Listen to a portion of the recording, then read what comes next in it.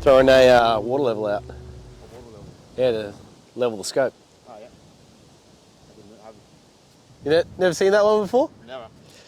So you could always use your bubble levels on your scope rail, then on your scope. But yeah, water's always level. So if you've got a clear water bottle, you just stick it out there. I've put a bit just like Gatorade in there, so just you can see it better. Once you mount it up, once the rifle's level, the scope's level, you just turn it and level her up, and she's good to go. Cool. All right. So yeah, going to give this Vengeance a go. It's a 5x25, 56 objective, 34mm tube with Zerotech's RMG reticle, which is in Milrad. I've been using their Trace Advance for over a year now. So I had a Night Force NX8, which I had for a long time, and they're very comparable. They're both running a Tremor 3. I had a bit more power on my magnification in the NX8. I think it was like a 4:32. I rarely use the 32, but yeah, using this, both in comps and for hunting, and there's been no difference in it at all.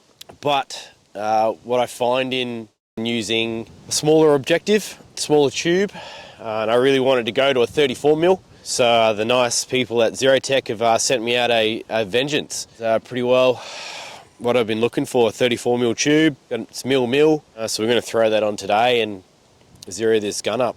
This rifle for me is brand new.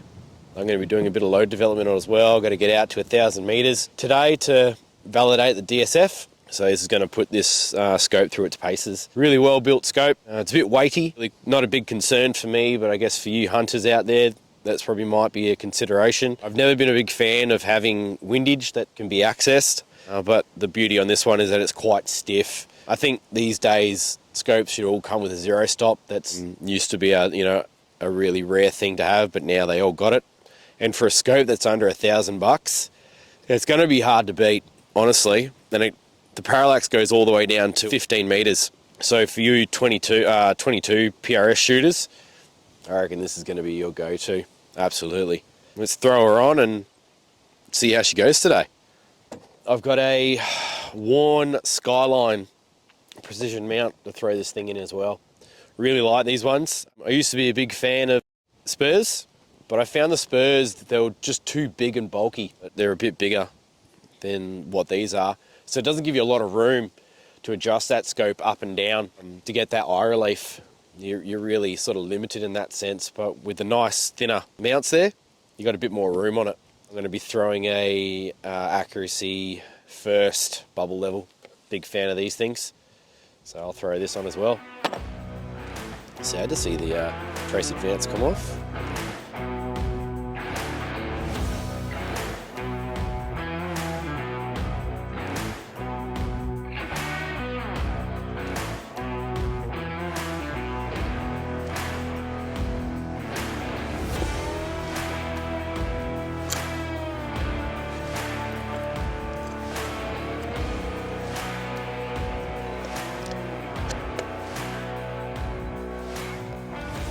Make sure it's not too tight.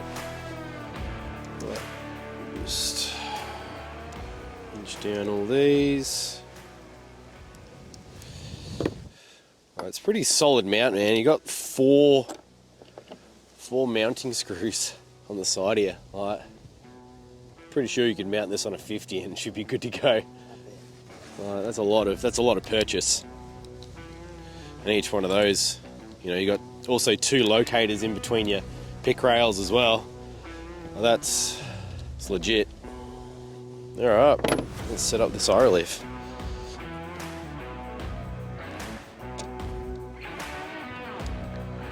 I think that's a ticket. So basically, I'll move the scope back and forth to try and get that perfect eye relief. So I bring it, start all the way back. So I've got dark edges on the side of my scope picture. And then as I bring the scope closer, those dark edges start to move away and you start to get a clearer sight picture edge to edge. But at some point you'll get too close and it'll start to lose it again. So you'll just take that, keep going, it'll be good, and then it'll just go shit, and then you'll come back one more and you'll be fine. So now, we'll edge that down.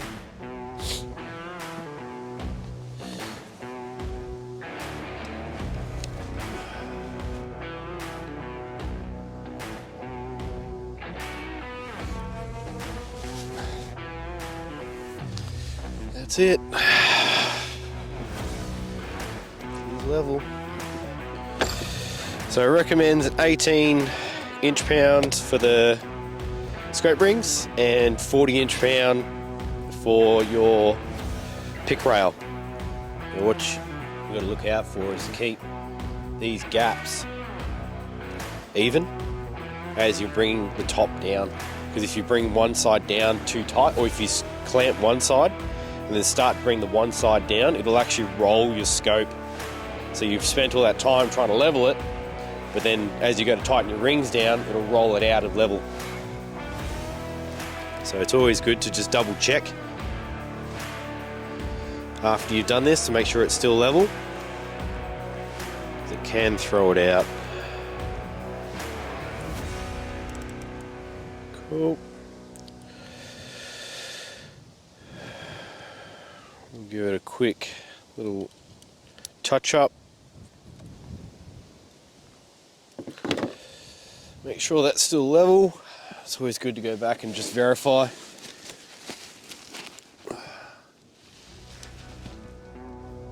Yep, happy days.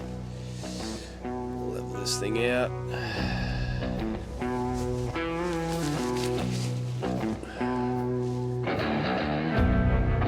That's level.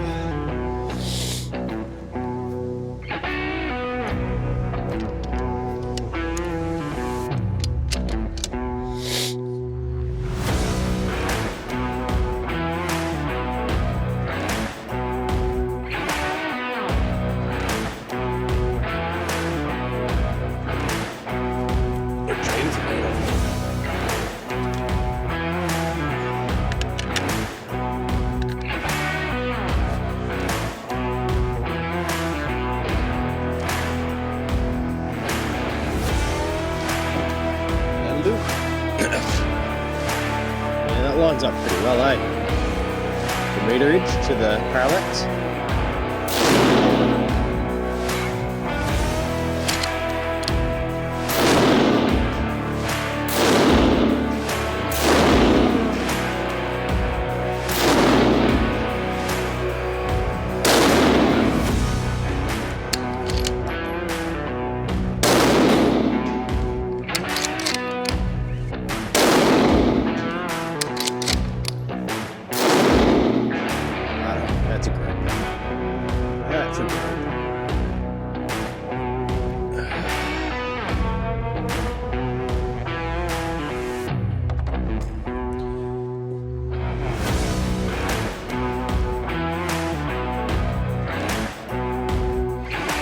Cool. So we shot 0 at 20 thou. Now we're gonna just shoot a 3-round group at 30 thou, 40 thou, 50 thou, 50 thou, 60 thou. Let's see which one groups the best. Once we get it close enough to what we're happy with, then we'll play with the tuner. A friend of mine said to always get a good base accuracy before you start messing with the tuner. If you can, just go straight with the tuner, but if things change, it's hard to make roll off easier.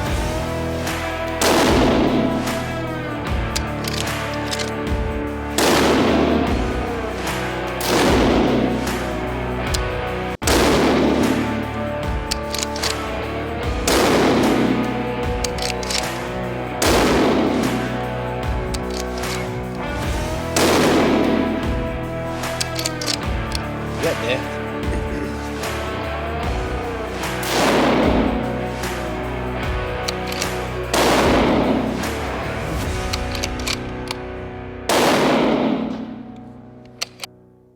Let that cool down.